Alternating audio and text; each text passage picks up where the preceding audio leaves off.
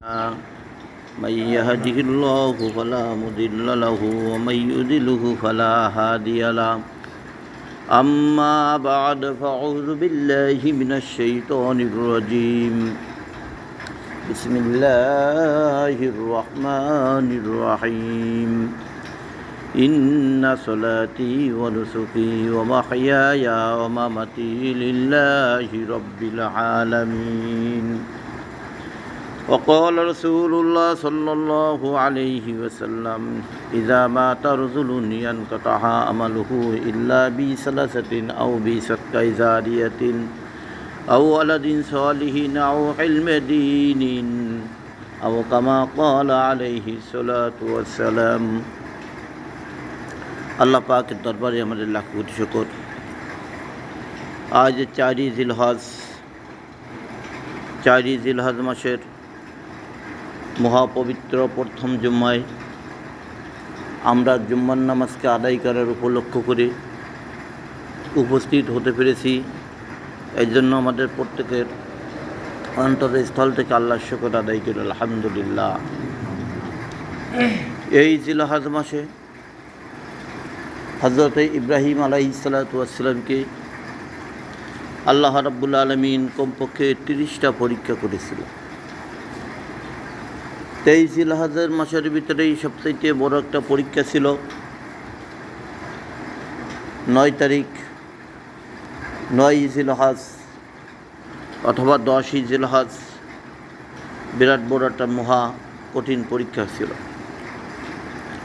আর আল্লাহ তাআলা প্রত্যেকটা নবীকে, প্রত্যেকটা ওলিকে, প্রত্যেকটা আউলিয়াকে দুনিয়ার বুকে প্রত্যেকটা মুমিন পর্যন্ত আল্লাহর নবী বলেন যে আমার সাধারণের থেকে সাধারণ আমার একজন মুমিন উম্মত যারা দুনিয়ার বুকে জীবিত থাকবে মৃত্যুর আগ পর্যন্ত আল্লাহ তাআলা যে কোনো মুহূর্তে তাকে পরীক্ষা নিতে পারে।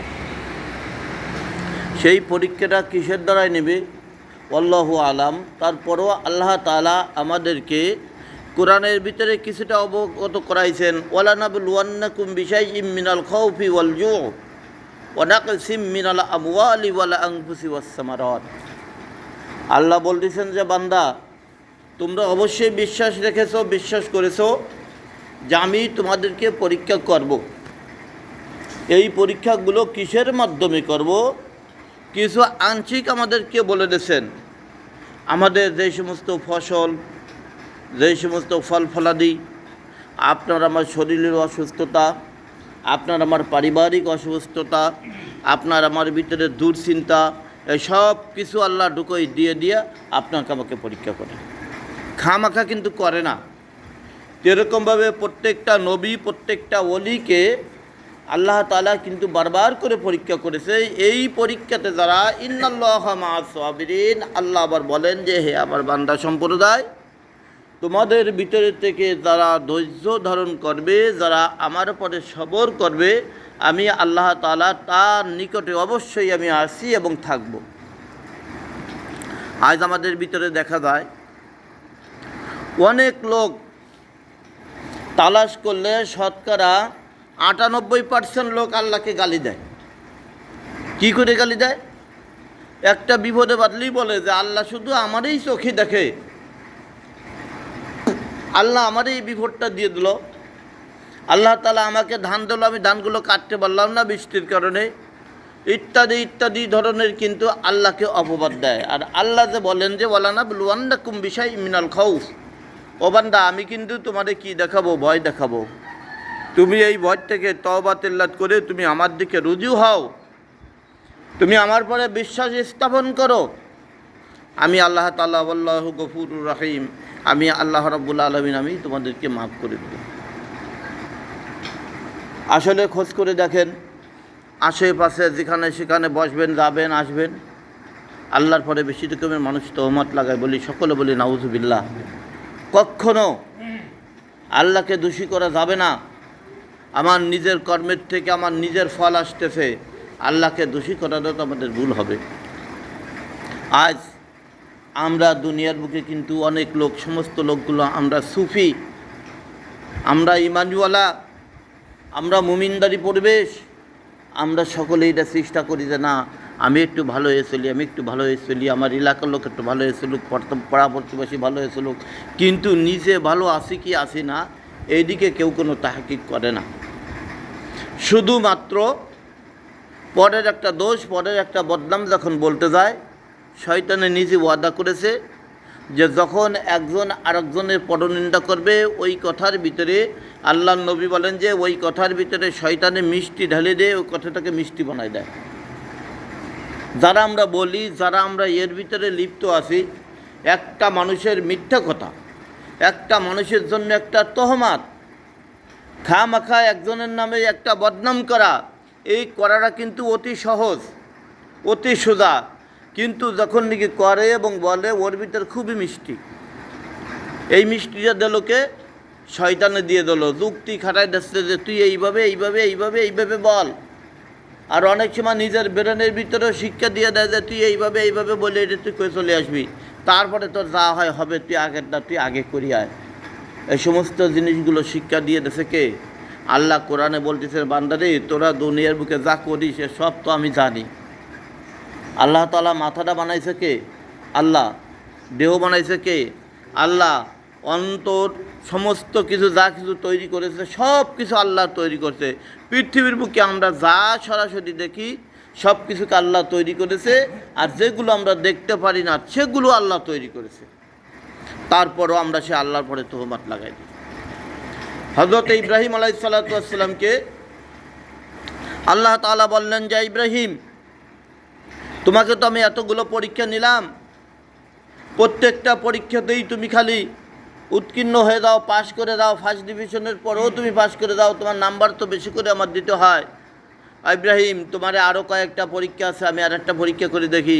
ইব্রাহিম যে বলতেছে ইব্রাহিম তোমার প্রিয় বস্তুকে তুমি কোরবানি করো। ইব্রাহিম আলাইহিস সালাতু ওয়াস সালাম এই খবরটা শুনিয়া চিন্তা করতেছে যে আমার প্রিয় বস্তু আমি কোরবানি করবো, তার প্রিয় বস্তু কী আছে? ওই জামানায় ওই যুগে হযরত হাজেরা আলাইহিস সালাতু ওয়াস সালামের অনেকগুলো উট ছিল, অনেক সম্পদের মালিক হয়েছিল। হাজেরা আলাইহিস সালাতু ওয়াস সালামের কাছে যখন ইব্রাহিম আলাইহিস সালাতু ওয়াস সালাম গেলেন, যাওয়ার পরে হাজেরা আলাইহিস সালাতু ওয়াস সালাম স্বামী ভক্ত কাকে বলা হয়, স্বামী কেমন ভক্ত? হাজেরা আলাইহিস সালাতু ওয়াস সালাম ডাক দিয়ে বলেন ওগো আমার স্বামী, আপনি এতদিনের যেটাই ছিলেন আর না ছিলেন আল্লাহর হুকুমেই সব কিছু করেছেন, আল্লাহকে রাজি কিছু করেছেন। আমার এই যত সম্পদগুলো আছে সমস্ত সম্পদের মালিক এখন আপনি, আপনার কাছে আমি সমস্ত সম্পদের দায়িত্বগুলো আমি বুঝে দিলাম। এতগুলো জমি এখানে আছে, এতগুলো সম্পদগুলো আছে, আপনি নেন। এই কথা বলার পরে যখন হযরত ইব্রাহিম আলাইহিস সালাতু ওয়াস সালামকে আল্লাহ বলে দিলেন ইব্রাহিম তোমার প্রিয় বস্তুকে তুমি কোরবানি করো। কিসের মাধ্যমে বললেন? স্বপ্নের মাধ্যমে, ইলহামের মাধ্যমে। ইব্রাহিম আলাইহিস সালাতু ওয়াস সালাম সকালে ঘুম থেকে উঠলেন। কিতাবের ভিতরে আসতে তো হযরত ইব্রাহিম আলাইহিস সালাতু ওয়াস সালাম ঘুম থেকে উঠে সকালবেলা নিজে কী করছেন? তলারগুলো ধার দিতেছে। আর ইসমাইল আলাইহিস সালাতু ওয়াস সালাম নাবালেগ সন্তান সাইডে বসে রয়েছে আর বলতেছে আব্বা এইগুলো দিয়ে কী করবেন? ইব্রাহিম আলাইহিস সালাতু ওয়াস সালাম বলেন যে আব্বা এইগুলো দিয়ে জবাই করা হবে। বলে কী জবাই করবেন? বলে ওই সমস্ত জামালুন উটগুলোকে জবাই করব। কয় যে আব্বা কয়টা জবাই করবেন? কয় যে কমপক্ষে 100টা জবাই করব। হযরত ইব্রাহিম আলাইহিস সালাতু ওয়াস সালামের গায়ে এত শক্তি ছিল আর আল্লাহ সাহায্য করেও দিলেন। হযরত ইব্রাহিম আলাইহিস সালাতু ওয়াস সালাম 100টা উট সাথে সাথে কোরবানি করে দিলেন। 100টা উট যখন কোরবানি হয়ে গেছে, কোরবানি হয়ে যাওয়ার পরে সব ভাগ বটন সব কিছু ঠিক করছে। আজকের থেকে কিন্তু কোরবানির গোশের ভাগের কথা আসি নেই। ও সেই ইব্রাহিম আলাইহিস সালাতু ওয়াস সালামের যেখান থেকে স্বপ্নে দেখেছিলেন সেইখান থেকে কিন্তু এই গোশগুলো ভাগ করার একটা পদ্ধতি এসে গেছে। ইব্রাহিম আলাইহিস সালাতু ওয়াস সালাম হাজেরা আলাইহিস সালাতু ওয়াস সালামকে ডেকে বললেন ও হাজেরা 100টা উট তো কোরবানি করে দিছি, তোমার বন্ধু বান্ধবদের নাম দাও, তাদের কাছে যে আমি গোশগুলোকে বন্টন করে দিয়েছি। হাজেরা আলাইহিস সালাতু ওয়াস সালাম একটা লিস্ট দিয়ে দিলেন। লিস্ট দেওয়ার পরে ইব্রাহিম আলাইহিস সালাতু ওয়াস সালাম নিজ মাথায়, হযরত ইসমাইল আলাইহিস সালাতু ওয়াস সালাম পিছনে পিছনে যাইতেছিল। ইসমাইলকে বলেছিল যে বাবা তুমি থেকে দাও। বলে না বাবা আমিও যাব। ওই যুগে কিন্তু এত বড় রোডঘাট ভালো ছিল না, অত গাড়ি ঘোড়ার কোনো জায়গা ছিল না, জুতো পাই দিয়ে কাটাকুটোর ভিতর দিয়ে হাঁটতে হয়। বন জঙ্গলের ভিতরে অতিক্রম করতে হয়। ইব্রাহিম আলাইহিসসালামের সঙ্গে ইসমাইল আলাইহিসসালাম বাড়ি বাড়ি ঘুরা ঘুরা হাজার আলাইহিসসালামের যে সমস্ত বন্ধু বান্ধবগুলো রয়েছে তাদের কাছে নিয়ে গোশগুলো পৌঁছে দিলেন। দেওয়ার পরে আবার দ্বিতীয় রাত্রে সন্ধ্যা যখন হয়ে গেছে আবার খাওয়া দাওয়া করে টেরে ঘুমাইছে। আবার স্বপ্নে দেখা যায়, ইব্রাহিম তোমার প্রিয় বস্তু তুমি কোরবানি করো। ইব্রাহিম আলাইহিসসালাম ঘুম থেকে উঠলেন, উঠে আবার বলতেছে, হাই রে আজকে আমার প্রিয় বস্তু চাই। তো কী করা চায়? বলতো আমার উট আরোগুলো বাকি রয়েছে, কিতাবের ভিতরে আসছে ওই সময় 60 আরও 100 উট আর হলো 60 বকরিকে কুরবানি করে দেয়। এই কুরবানি করে দেওয়ার পরও বন্টন করে দিয়ে আসার পরে তৃতীয় রাত্রে স্বপ্নে দেখা যায়, ইব্রাহিম তোমাকে বারবার বলতেছি তোমার প্রিয় বস্তুকে তুমি কুরবানি করো। ইব্রাহিম আলাইহিসসালাম বললেন যে আমার প্রিয় বস্তু তো বিরুদ্ধ বয়সে আমার একটা সন্তান আল্লাহ দিয়েছে, যার নাম ইসমাইল আলাইহিসসালাম রাখা হয়েছে। আল্লাহ বুঝি একেই কুরবানি পছন্দ করেছে। ইসমাইল আলাইহিসসালামকে ইব্রাহিম আলাইহিসসালাম দাওয়াত দিলেন। কাজে বাবা বলে কি? বলে আজবাহুকা, আল্লাহ তাআলা আমাকে বলতেছে তোমাকে কুরবানি দিতে। কাজে আব্বা কুরবানি ওই যেরকমভাবে আপনি উট কুরবানি দিয়েছেন, ছাগল কুরবানি দিয়েছেন ওইভাবে? বলে হ্যাঁ। ইসমাইল আলাইহিসসালাম বললেন যে আব্বা, যদি আল্লাহ আমি ইসমাইল আমাকে যদি কুরবানি চেয়ে থাকে আপনি আমাকে কুরবানি করে দেবেন, আমার কোনো সমস্যা নাই। আর আজকাল আমাদের ছেলেরা বল খেলতে যাচ্ছে, হাডুডু খেলতে যায়, র্যাকেট খেলতে যায়, ক্রিকেট খেলতে যায়, এদিকে যায় সেদিকে যায়, আড্ডা মারে। বাপে যদি সন্তানদের ডাইকে বলে যে বাবা রে তুই এদিকে যাস নে, কয় যে আব্বা তুমি কী বোঝো? বলে কি বলে না, কয় যে আব্বা তুমি বোঝো না।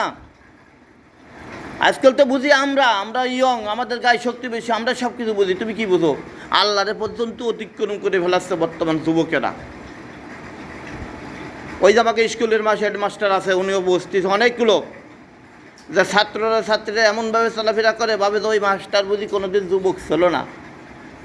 ওনরা বুঝি এটা ধরতে পারে না, ধরতে পারে ঠিকই, অনেক সময় মনের থেকে বলে না, যারাই যাচ্ছে যাক পরে হয়তো ওরা সঠিক হয়ে যাবে, ঠিক হয়ে যাবে। যখন পারে না তখন তাদেরকে ডাইকে একটু পানিশমেন্টের ব্যবস্থা নেয়, তারপরও পানিশমেন্ট নিতে পারে না। এই দেশের হারামিকে জ্বালায়।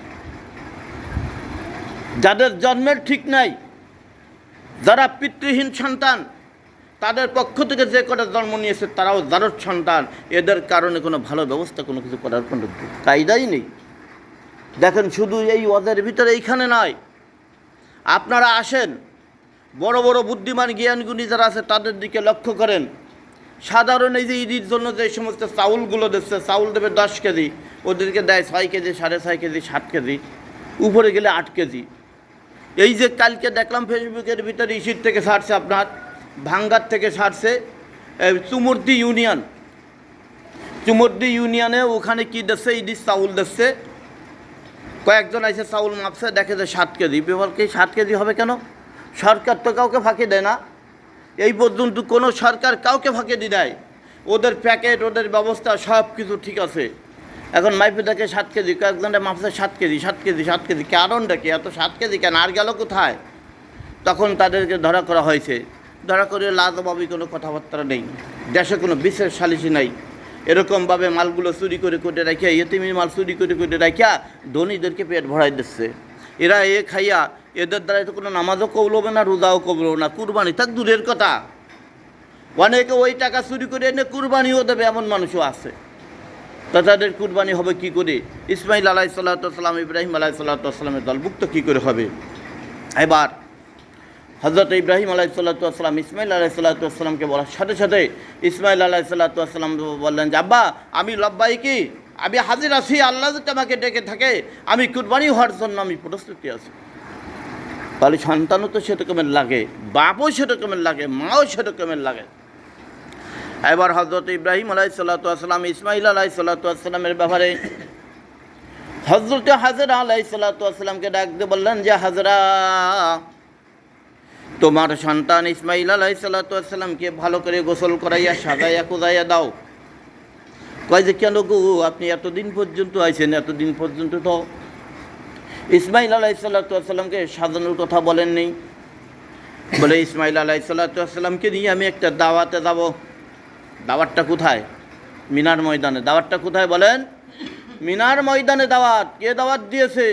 আপনার আমার সবচাইতে রাজার রাজা, বাদশার বাদশা, স্রষ্টা আল্লাহ তাআলা দাওয়াত দিয়েছেন যে ইব্রাহিম ইসমাইল আলাইহিসসালামকে মিনার ময়দানে এনে তাকে কুরবানি করো, জবাই করো। বলে আমি তাকে নিয়ে একটা দাওয়াতে যাবো। কোথায় দাওয়াতে যাবো এই কথা বলি নেই।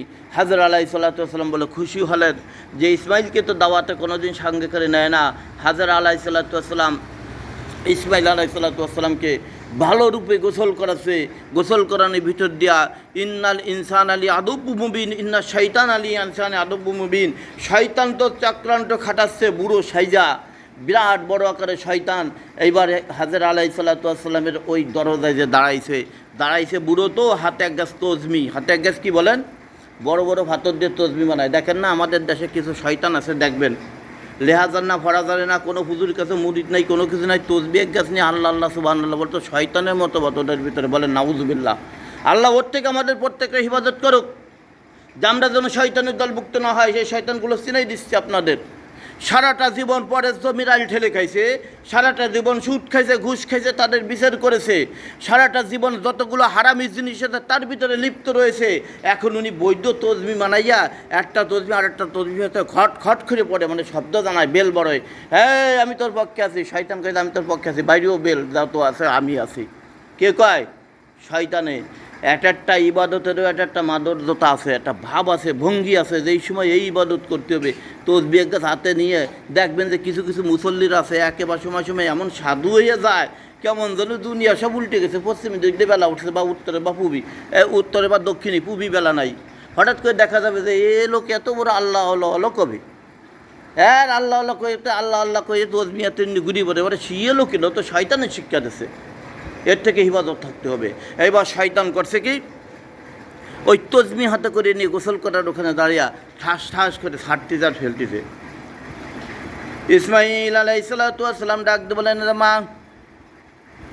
কিসের জন্য একটা ঝনঝন করে শব্দ আছে?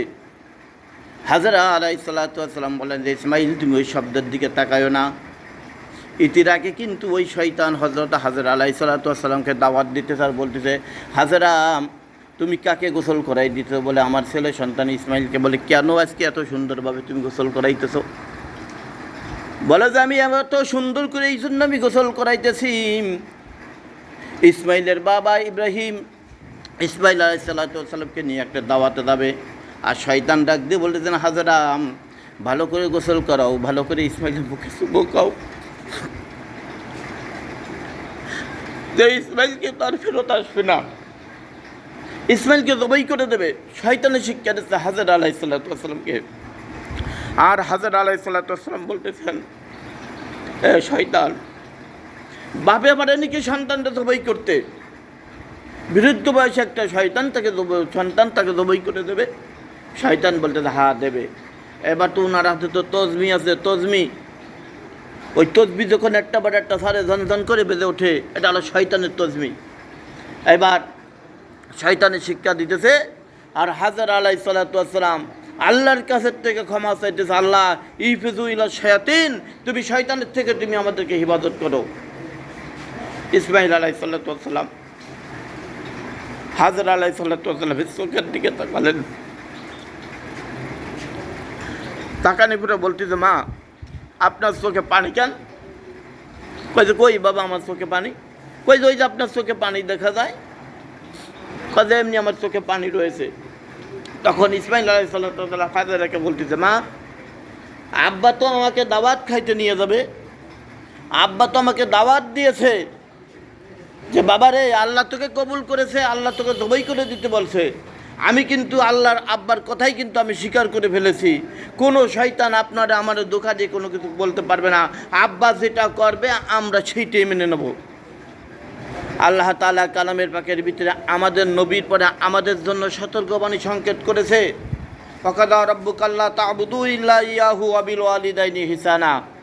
আল্লাহ বলতেছেন, হে যুবক সম্প্রদায়, যুবকদের জন্য আয়াতটাকে বিশেষ করে বলেছে যে হে যুবক সম্প্রদায়, তোমাদের ভিতরে যেই সমস্ত মা বাবারা দুনিয়ার বুকে জীবিত আছে তাদের দিকে তোমরা নেক নজরে তাকাবা, তাদের অন্তরে কখনো তোমরা কষ্ট দুঃখ দেবে না, কোনো শব্দ যেন অন্তরের ভিতরে না বলে এমন কোনো ব্যবহার করবে না। যদি করো আমি আল্লাহ তোমাদেরকে কখনো ছাড় দেবো না। ইসমাইল আলাইহিসসালাম হাজরা আলাইহিসসালামকে বললেন যে মা, আব্বা যে দাওয়াত দিয়েছে আমি তো দাওয়াত কবুল করে ফেলেছি। বলছে ঠিক আছে, তোমার বাবার সঙ্গে দাওয়াতে যাও। তো ইব্রাহিম আলাইহিসসালাম ইসমাইল আলাইহিসসালামকে নিয়ে কোন দাওয়াতে যাচ্ছে? আল্লাহ দাওয়াত দিয়েছে সেই দাওয়াতে যাচ্ছে মিনার ময়দানে ইসমাইলকে কুরবানি করার জন্য। আর আমরা যে কুরবানি সামনে করবো এটা কার দাওয়াত? আল্লাহর দাওয়াত। কার দাওয়াত? আল্লাহর দাওয়াত। আজকে আমরা আল্লাহর দাওয়াতে আমরা শিকার হব, আল্লাহর দাওয়াতে আমরা যাব। ওযু ছাড়া যদি কেউ নামাজ পড়ে তার কি নামাজ হবে? নামাজ হবে না। বলে হ্যাঁ, একজন বুদ্ধিমান থাকলে করতে বলতে হয় হবে হুজুর, হবে। বলে কিছু হবে? বলে তাইমুমের দ্বারা হবে। কিন্তু তাইমুম কোন কারণে করা যাবে, কেমনে করা যাবে সে মশলাটা তো শিখতে হবে। কী কারণ শিখা লাগবে না? যে তাইমুম এই কারণে এইভাবে তাইমুম করে নামাজ পড়লে নামাজ হবে। কিন্তু তাইমুম করা সেই কারণটা আপনার আমার শরীরে নাই, ওযু ছাড়া নামাজ কিন্তু হবে না। যখন পবিত্রতা না হবে তখন নামাজ হবে না। আমরা যারা কুরবানি করব, আমাদের নিয়াত যদি খালেস না হয়, আমাদের টাকা যদি হালাল না হয়, 7টা বাঘি যদি হালাল সঠিকভাবে না হয়, তার কিন্তু কুরবানি হবে না। আজকাল বাঘি পাওয়াটা কিন্তু বিরাট বড় কঠিন। এই পৃথিবীর বুকে মুসলমানের শত্রু হচ্ছে কয় জাতি জানেন আপনারা? মাত্র 3টে জাতি মুসলমানের শত্রু। ইহুদি, নাসারা, আর একটা হচ্ছে আপনার এই মুশরিক। মুশরিকরা হচ্ছে সবচাইতে মুসলমানদের বড় শত্রু। মুশরিক কারা? যারা 2-3 খুদা মানে, যারা পুজো করে, এদেরকে মুশরিক বলা হয়। অর্থাৎ আমাদের যেটা হিন্দুরা, এরা হচ্ছে মুসলমানের বড় শত্রু। আর যারা খ্রিস্টান আছে, খ্রিস্টানরা যত এত বড় শত্রু কিন্তু মুসলমানদের না। আমরা বলি যে খ্রিস্টানরা লাল চামড়াওয়ালারা, সাদা চামড়াওয়ালারা আমাদেরকে ধ্বংস করলো, কিন্তু না। ওদের ভিতরে কিন্তু একটা মান্য জিনিস আছে। আসমানি কিতাব যেগুলো আছে, একটা কিতাবের পরে কিন্তু ওই খ্রিস্টানদের বিশ্বাস আছে। সেই কিতাবটার নাম আছে ইনজিল কিতাব। কী কিতাব বলেন? ইনজিল কিতাব। এবং খ্রিস্টানদের ভিতরে বড় বড় পাদ্রী আছে যারা ওই ইনজিল কিতাবকে ভালো করে জেহেনের ভিতরে মুখস্থ করেছে। আবার ওই খ্রিস্টানদের ভিতরে এমন কিছু লোক আছে যাদের ভিতরে কোনো হিংসা নিন্দা নেই। যারা মুসলমান হবে এদের ভিতর কোনো হিংসা নিন্দা নেই। এই 3টে জিনিসে কিন্তু খ্রিস্টানদের সঙ্গে আমাদের সম্পর্ক আছে। কিন্তু বর্তমান যেই সমস্ত খ্রিস্টানরা জন্মগ্রহণ করতেছে, বর্তমান ওরা যে ইনজিল কিতাব তৈরি করেছে, আল্লাহর হুকুমকে বাদ দিয়ে শয়তানি মতবাদ হুকুম ঢুকিয়ে দিয়েছে, এখন ওদের ভিতরে এইটা নাই। এই জন্য আমরা যারা মুসলমান, আমরা হলাম সবচাইতে মহামানব। মানুষের ভিতরে আল্লাহ তো আমাদেরকে মহামানব বানাইছে, তার ভিতরে আমরা হলাম সবচাইতে মহামানব। আমরা যারা কুরবানি করব প্রত্যেকে সতর্ক হতে হবে। আমরা যেন আমাদের কুরবানির ভিতরে যেন কোনো রকমের সুদ ঘুষি টাকা যেন না থাকে। বলে সুদ ঘুষ কৃষি আসতেছে। বর্তমান যারা সমিতির থেকে টাকা উঠাচ্ছে, এনজুর থেকে যারা টাকা উঠে, ও টাকাও হারাম। ওই টাকা দিয়ে কুরবানি দিলে তার কুরবানি সঠিকভাবে হবে না। অমুসলমান ভালো করে জেনে রাখবা, মুসলমান আমরা কেমন মুসলমান হয়েছি। ইমান বিক্রি করে দিয়ে আমরা মুসলমানের দিকে যাচ্ছি। একজন খ্রিস্টান, একজন ইহুদি, একজন নাসারা, একজন মুশরিক যারা মুসলমানদের বিরুদ্ধে, কোরআনের বিরুদ্ধে, হাদিসের বিরুদ্ধে কথা বলার, আমরা তাদের সঙ্গে বাহবা দিয়ে চলে আসি। নাউযুবিল্লাহি মিন যালিক। তার জন্য জাহান্নামের অগ্নিগুলো দাউ দাউ করে জ্বলতেছে। আল্লাহ তাআলা তাদেরকে জাহান্নামের ভিতরে অবশ্যই নিক্ষেপ করে দেবে। যারা সমিতির ভিতরে লিপ্ত আছে, এদের সঙ্গে কুরবানি আপনারা করবেন না, এদের সঙ্গে কুরবানি দেওয়ার জন্য যাবেন না। কুরবানি দিতে না পারেন, আপনার হালাল টাকাগুলো আছে, যদি আপনি কুরবানি দিতে না পারেন, ওই টাকাগুলো এতিম মিসকিনের ভিতরে আপনি বন্টন করে দেন। তবুও ওদের সঙ্গে কুরবানি দিয়ে কুরবানিগুলোকে নাজায়েজ করা যাবে না, হারামি করা যাবে না। যেহেতু ইব্রাহিম আলাইহিসসালাম, ইসমাইল আলাইহিসসালাম, হাজরা আলাইহিসসালামের থেকে আমাদের পরে কিন্তু এই কোরবানিটা এখন ওয়াজিব হয়ে চলে আসছে। আমরা সেই কোরবানি দেবো। তাহকিক করে নেবেন। যারা জামাই ভোজনের জন্য, যারা আত্মীয় স্বজন ভোজনের জন্য, যারা মানুষদেরকে ধনী দেখাবার জন্য কুরবানি করবে, এদের সঙ্গে কুরবানি করা যাবে না। মাসলাগুলো স্পষ্টভাবে আপনারা মুখস্থ করে রাখবেন। যদি আপনাদের এটা নিয়ে কোনো রকমের সন্দেহ থাকে, বর্তমান কিন্তু টেপ রেকর্ডারের যুগ এসে গেছে। আপনারা সার্চ দেবেন, বড় বড় ওলামাই কিরামগুলো আপনার আমার ফতোয়ার জবাব দিয়ে দেবে। আর হাদিস কোরআন তো থাকলোই, হাদিসকে কোরআনকে সঠিকভাবে বুঝতে হবে। বোঝার পরে তারপরে আমাদের মাসলা মাসাইলগুলো কিন্তু ফলো করতে হবে। আর যার আমরা এই যে তসবি টিপে বেড়াচ্ছি, যত সুদ ঘুষ হারামি কাণ্ড কারবার আছে, তার ভিতরে আছে আবার তসবি টেপে ঘরে। এই শয়তানি তসবি টিপার থেকে হিফাজত থাকবেন। বড় বড় ওলামাই কিরামদের সঙ্গে আপনারা যোগাযোগ করেন। বড় বড় ওলামাই কিরামদের সঙ্গে যোগাযোগ করে তাদের হাতে হাত দিয়া হযরত হাজরা আলাইহিসসালামের দিকে তাকাইয়া, যে হযরত হাজরা আলাইহিসসালাম কীভাবে তার স্বামীর হাতে তার সম্পদগুলো বুঝে দিছিল। আর আমাদের মা বোনরা কী করতেছে, এমনও বাবা এমনও মা আছে স্ত্রীকে শিক্ষা দিয়ে দেখ তোর সম্পত্তি আলাদা রেখে দিস, খবরদার স্বামীর হাতে দিবি না, বলে তুমি রাখো, তোমার পর কুরবানি ওয়াজিব আছে, ছেলের পরে কুরবানি ওয়াজিব আছে, যারা যে মালদার হয়ে যাবে তাদের পরে কুরবানি কিন্তু ওয়াজিব হয়ে যাবে। আল্লাহ তাআলা আমাদের কুরবানির মাসলা মাসাইলগুলো সঠিকভাবে জেনে শুনে বুঝে আমল করার তৌফিক দান করুক। আল্লাহ তাআলা আমাদের দোয়াকে কবুল করে নিক। আমরা সকলে বলে আমিন। ওমা তৌফিক ইল্লা বিল্লাহ। যারা